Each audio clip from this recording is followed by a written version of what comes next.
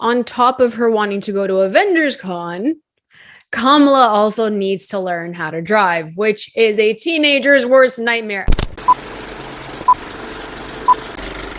Hey guys, welcome back to Candid Cinema. I'm Amanda, otherwise known as AMX NDA Reviews on Twitter, Instagram, and Letterboxd. Today I will be reviewing Miss Marvel Episode 1, and yes, this will be spoiler filled, but first and foremost, I just noticed that I have 700 subscribers. I cannot believe that 700 of you have stuck around, have supported the channel, have watched my stuff, and have continued the conversation over on social media. Like I am super, super grateful. Thank you guys so much for watching my videos, for commenting, for liking, and of course to subscribing. So thank you guys so much. I just love talking about movies and television shows and everything in between. So thank you all. I really appreciate it from the bottom of my heart. So thank you. So to get into this review, I have to say that I was immediately into this show because they played The Weeknd at the very beginning with the Marvel logo. You hear Blinding Lights, and for me, when I hear that song or any Weeknd song that I absolutely love, which is like literally every single album except for Dawn FM, sorry, there's only 3 songs on that album that I really love. Anyways, I'm going off on a tangent, but Blinding Lights just, I don't know, it flips a switch inside me and I'm like, we're representing the 6. I was so happy. I was so happy that song came on. And then I'm hoping that Iman Vellani was like, listen, we got to rep Toronto, even though we're in Jersey City, and we got to bring in The Weeknd for this opening song. And I was just absolutely floored that I heard a Weeknd song. And I know that The Weeknd has worked with Marvel as well, but just to hear that song at the beginning of the show with the Marvel logo, I'm like, that's something really special. So I'm pretty sure Abel had a hand in that, and so did Iman Vellani. Like, love it so much. But yes, my girl is from Toronto and representing the 6 so beautifully. My goodness, I absolutely adore her. What I love the most about her as Kamala Khan is the fact that she is unapologetically herself. She has this beautiful vibe about her that fills the screen, and she has a phenomenal on-screen presence that just makes you want to be friends with her. She's incredibly likable, and that's Kamala Khan. And you can really connect with her because she loves the Avengers, as we all do. We all love the Avengers. And at the beginning of this episode, we see that Iman Vellani as Kamala Khan does a little like highlight reel, little catch up of where she is in the MCU timeline wise.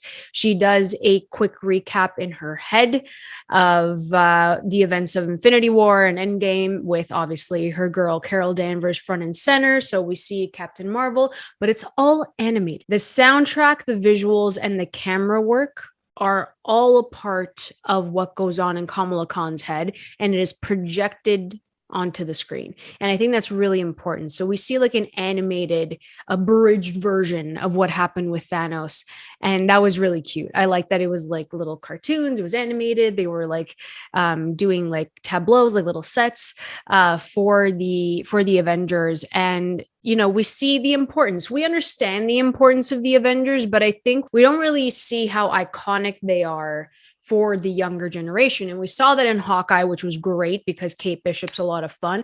But Kamala Khan has a similar story with Captain Marvel. And I think that that's really smart to do that, especially timeline wise, and trying to understand the aftermath of certain heroes missing. So from a kid's perspective, from a teenager's perspective, this show really brings in a fresh voice for the MCU that we haven't really had. We haven't really had that angle because obviously Kamala Khan's a bit younger than Kate Bishop, and they kind of act completely different. We see that Kate Bishop is a bit more like reckless, she's more adventurous and fearless. And then when it comes to Kamala Khan, she's all of those things, but she's under strict house rules from her family. And culturally and religiously, it was really interesting to see the family dynamic, and the representation again is super important for a Muslim Pakistani family to be front and center in the MCU, to have their own series. And I think that a lot of people will connect with Kamala Khan in not being able to go to Avengers Con unless her dad goes with her. And that's like the compromise that many strict households would have. And it's just really funny because I sit back and I look at my elementary school days or my high school days, especially as a girl. That's the important thing here, that you're showing the strict household, the strict like family stuff with a young teenage girl.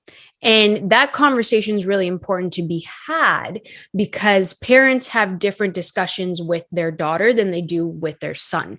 And that's what they're showing in this first episode as well. There's one line that her mother says, who is played by Zenobia Shroff, does a great job. She has the right maternal energy for this role in being like reserved and strict, but also really open and honest with her daughter. And I just love that they have that. It's just like such a well-rounded character and a well-rounded mother-daughter relationship that kind of reminds me of the relationship that I have with my mom, that I had with my mom. And it's evolved over the years as I've grown. There's one line that she says, she's like, "I'm not worried about you, Kamala.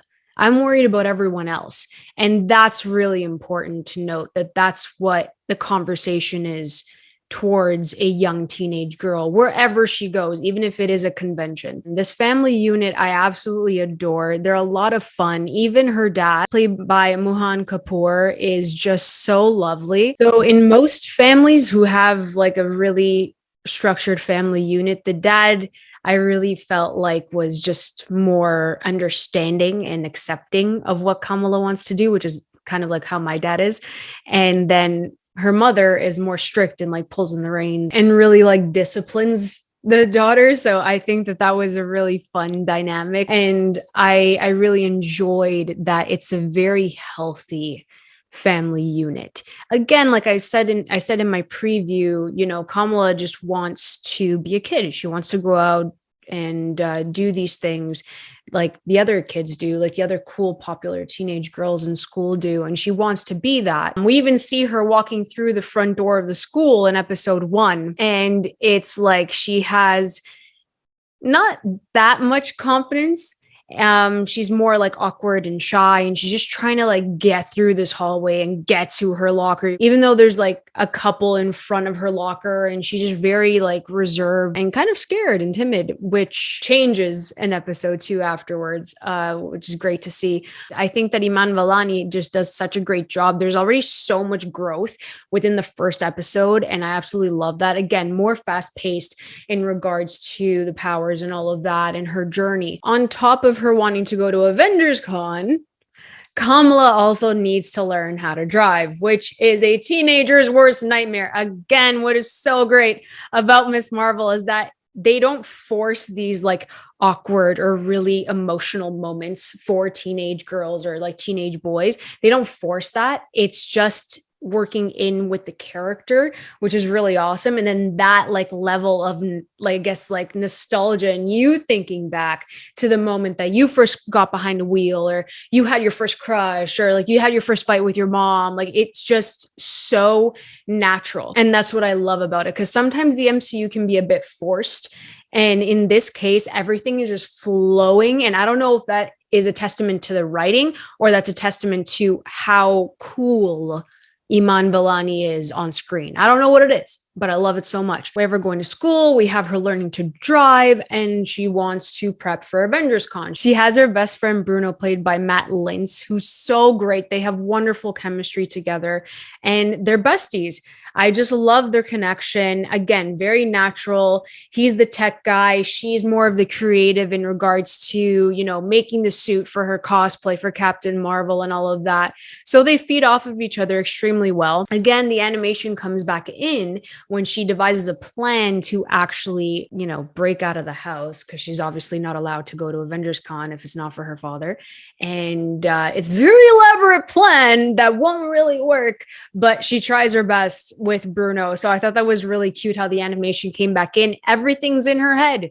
Everything's in her head. The whole teenage aspect is that you have the like this wild imagination. It's so far-fetched, and then your dreams are like crushed when it doesn't reach that. And I think that's so visually important to show, because a lot of teenagers have, certain situations that it feels like it's the end of the world, but then looking back at it, you're like laughing because why did I care that much? And that's exactly what they show in Miss Marvel. And I absolutely love it. The humor as well is so strong. And again, it works within the realm and the construct of who Kamala Khan is. It's not forced. It's not cheesy. It's not dumb. It really, really works. And there's such strong emotional beats, especially when it comes to the family aspect. And that's what I really appreciate, even if it's like through disciplinary action from the mother after she finds out that Kamala kind of, broke out. It's just really honest stuff. There's a mutual respect between the mother and the daughter, even when apologizing. And I think that's really important to show on screen, that healthy relationship, which we don't really see too often. So in this case, the way that we get to Avengers Con makes perfect sense because she's a young teenage girl. When we get to Avengers Con, we see the Hulk, we see Iron Man. There's a lovely tribute to Natasha and Tony Stark, which is great. And I love that they included Natasha in that. We see all these Captain Marvels, and then Miss Marvel gets her powers. Now, the source of her powers kind of changed, but it's really not that bad. And I didn't mind it because not only does it root her origin, it roots her story and her heritage, and it ties into who she is as a person. And I think that's really, really important as well. So her grandmother sent her a box of jewelry, of just old things around the house. And her mother says not to open the box and not to touch a certain bracelet. Of course, Kamala Khan's like, I don't care, it looks cool. So she ends up wearing it to Avengers Con. She ends up wearing it with the rest of her Captain Marvel cosplay, and she looks amazing. And then that being on her affects the rest of her body, henceforth giving her powers, which is fine. And there's a connectivity, which we find in episode 2, of what that bracelet is kind of related to. And I think that it works to get to know Kamala Khan, and it works for the show, especially as an introduction. And you have all of these comics with so much information. It just makes complete sense for them to change it. Now, the power set, I know everyone's like, but she's cosmic. And it's like, right. So if we do have a Reed Richards coming soon, okay? I don't want to see the same powers, because that kind of takes away from Kamala, and then it also takes away from Reed if we had the same kind of structure in that way. I know they're two separate characters, I understand, but visually, if you want to make something a little bit more interesting, then I like that they did the cosmic powers. I like that it comes from an emotional place for Kamala Khan with her cosmic powers, but I really liked the ending of this episode in her getting her powers. She saved her first person, and honestly, I squealed. I got really excited when her hand stretched out and actually did what she's known to do, but just in a cosmic way. And that's fine. I was really happy that they showed that within the first episode. It's so cool. So I really liked episode 1. Again, it's a whole vibe because of Iman Vellani. Bisha K. Ali did a great job in taking everything from the comics and trying to make a concrete story that will flow and make sense in introducing Miss Marvel to the world, not only through writing, but visually, to bring her to the screen as a teenager and a superhero is extremely well done. And I'm very impressed with Miss Marvel. I think that